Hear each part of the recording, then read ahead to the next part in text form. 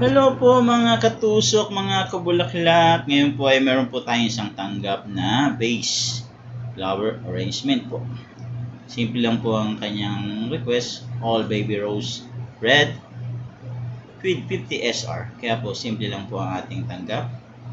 Simple lang po pero ayos na sa mga baguhan or mga beginners po na gumagawa ng bulaklak. Ito po yung mga simple way ng paggawa ng all baby roses sa base po. Lagyan po natin ng pilin, floral foam, masinjana. Lagyan po natin siya ng pa-V-shape yung design ng masinjana, palibot sa likod at sa harap. At pinabilog lang po natin yung baby roses na red. Simple lang po siya. Alternate lang po yung tusok hanggang sa makumpleto natin yung buong circle. Tapos lalagyan po natin siya ng medyo palawid sa taas. Pinaka-design po niya para siya siyang tulo ng luha.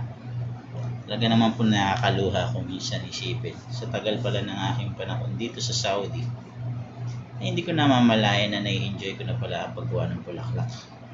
Dati ang habol ko lang ay magawa ng trabaho at makakumita ng padadala sa aking pamilya, ang sustento sa mga bata na nag-aaral.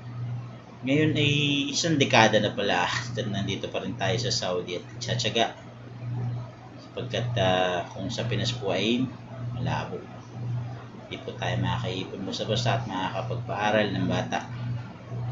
Lalo na sa panahon ngayon ay mababa na ang sweldo pero mataas ang gastusin. Kaya kailangan tayo marunong dumiskarte sa buhay at marunong magtiis, magsakripisyo para sa ating mahal sa buhay.